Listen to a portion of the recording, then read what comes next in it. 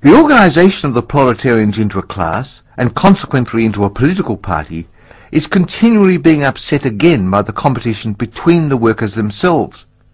But it ever rises up again, stronger, firmer, mightier. It compels legislative recognition of particular interests of the workers, by taking advantage of the divisions amongst the bourgeoisie itself. Thus the 10 Hours Bill in England was carried. Although collisions between the classes of the old society further, in many ways, the course of development of the proletariat, the bourgeoisie finds itself involved in a constant battle. At first with the aristocracy, later on with those portions of the bourgeoisie itself whose interests have become antagonistic to the progress of industry. At all times with the bourgeoisie of foreign countries. In all these battles, it sees itself compelled to appeal to the proletariat, to ask for its help, and thus to drag it into the political arena. The bourgeoisie itself, therefore, supplies the proletariat with its own elements of political and general education. In other words, it furnishes the proletariat with the weapons for fighting the bourgeoisie.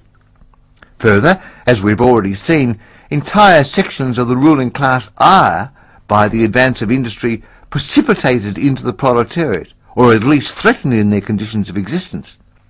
These also supply the proletariat with fresh elements of enlightenment and progress. Finally, in times when the class struggle nears the decisive hour, the progress of dissolution going on within the ruling class, in fact within the whole range of old society, assumes such a violent, glaring character that a small section of the ruling class cuts itself adrift and joins the revolutionary class, the class that holds the future in its hands. Just as, therefore, at an earlier period, a section of the bourgeoisie, of the nobility, went over to the bourgeoisie, so now a proportion of the bourgeoisie goes over to the proletariat, and in particular a portion of the bourgeoisie ideologues who have raised themselves to the level of comprehending theoretically the historical movement as a whole. Of all the classes that stand face to face with the bourgeoisie today, the proletariat alone is a really revolutionary class. The other classes decay and finally disappear in the face of modern industry. The proletariat is its special and essential product. The lower middle class, the small manufacturer, the shopkeeper, the artisan, the peasant, all these fight against the bourgeoisie to save from extinction their existence as factions of the middle class. They are therefore not revolutionary, but conservative. Nay, more, they are reactionary, for they try to roll back the wheel of history.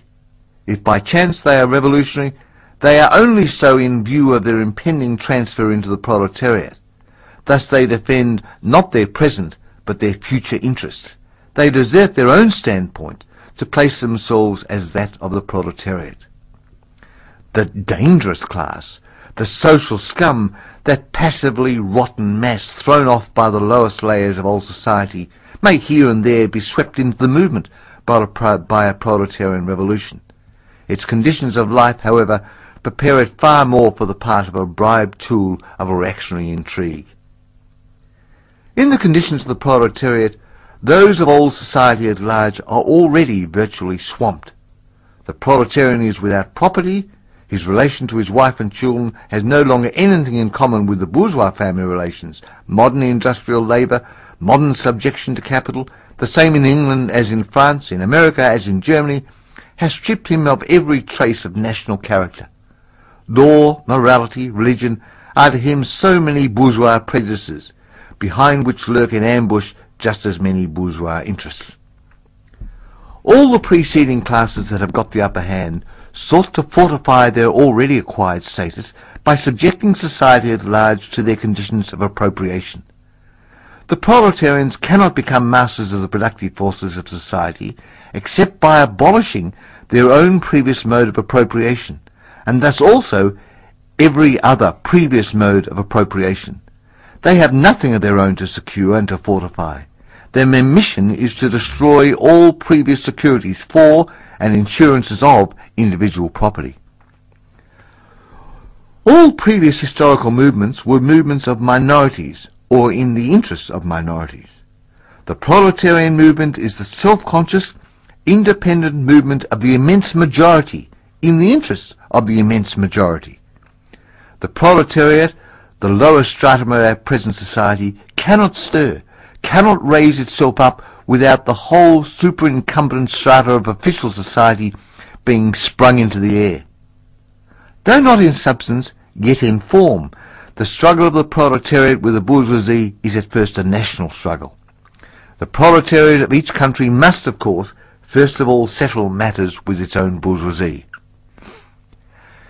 In depicting the most general phases of the development of the proletariat, we trace the more or less veiled civil war raging within the existing society, up to the point where that war breaks out into open revolution, and where the violent overthrow of the bourgeoisie lays the foundation for the sway of the proletariat. Hitherto, every form of society has been based, as we have already seen, on the antagonism of oppressing and oppressed classes. But in order to oppress a class, certain conditions must be assured to it under which it can at least continue its slavish existence. The serf, in the period of serfdom, raised himself to membership in the commune, just as the petty bourgeois, under the yoke of feudalist absolutism, managed to develop into a bourgeoisie. The modern labourer, on the contrary, instead of rising with the conditions of industry, sinks deeper and deeper below the conditions of existence of his own class. He becomes a pauper, and pauperism develops more rapidly than population and wealth. And here it becomes evident that the bourgeoisie is unfit any longer to be the ruling class in society, and to impose its conditions of existence upon society as an overriding law. It is unfit to rule because it is incompetent to assure an existence to its slave within its slavery, because it cannot help letting him sink into such a state that it has to feed him instead of being fed by him. Society can no longer live under this bourgeoisie. In other words, its existence is no longer compatible with society.